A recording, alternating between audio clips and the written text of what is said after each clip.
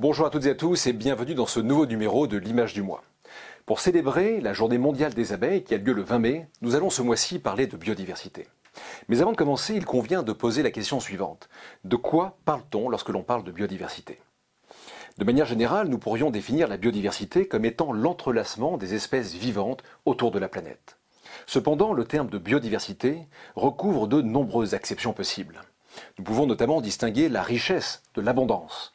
La richesse, c'est le nombre d'espèces existantes, là où l'abondance désigne le nombre de représentants par espèce. Ces notions de richesse et d'abondance sont particulièrement précieuses au moment d'évaluer la situation actuelle. Si nous regardons du côté de la richesse, le rapport de l'IPBES, l'équivalent du GIEC de la biodiversité, nous nous apercevons que nous vivons une nette accélération des extinctions d'espèces depuis le début de la révolution industrielle. Le taux d'extinction semble toutefois assez modeste, entre 1 et 2,5%. Pour mesurer l'ampleur du problème, il nous faut regarder du côté des abondances. Et là, c'est une toute autre photographie que nous avons face à nous. La baisse des abondances depuis le début des années 70 est en effet spectaculaire. L'indice des planètes vivantes, l'IPV, révèle une diminution moyenne de 69% des populations d'espèces sauvages surveillées depuis 1970. Ce déclin de la biodiversité, dont la vitesse est 100 à 1000 fois plus rapide que la normale selon le dernier rapport de l'IPBES, repose sur 5 facteurs de pression, tous liés aux activités humaines.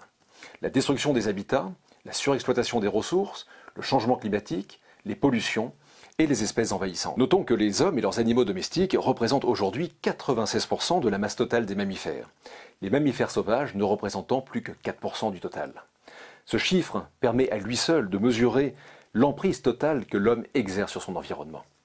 Pour revenir sur le thème de la journée, il est important de rappeler que sans les abeilles et les autres pollinisateurs, la nature telle que nous la connaissons actuellement s'effondrerait. Leur mission quotidienne, qui consiste à transporter le pollen entre les fleurs, assure la reproduction végétale, une fonction invisible et pourtant indispensable à l'équilibre des écosystèmes, à notre alimentation et à notre survie. Chez Ecofi, nous pensons que la finance peut et doit jouer un rôle crucial pour répondre aux grands enjeux de notre temps, dont l'effondrement de la biodiversité est incontestablement l'un des plus préoccupants. Nous investissons notamment dans la société française Séché Environnement, leader européen de la gestion des déchets dangereux et de l'économie circulaire, qui développe des solutions innovantes pour la collecte, le traitement et la valorisation énergétique des déchets industriels complexes. Nous sommes également actionnaires de Veolia, géant mondial des services environnementaux, qui déploie des technologies de pointe pour le traitement des PFAS dans les eaux usées, ces polluants éternels qui représentent un défi environnemental majeur. Outre-Atlantique, nous investissons notamment dans la société Republic Services, deuxième plus grand groupe de gestion des déchets aux États-Unis, qui révolutionne l'industrie du recyclage en développant des centres de tri automatisés, utilisant l'intelligence artificielle et en construisant des installations de recyclage plastique de nouvelle génération. Vous pourrez notamment retrouver ces titres dans nos fonds engagés, que sont Ecofi Agir pour le climat ou encore Ecofi Enjeux futurs.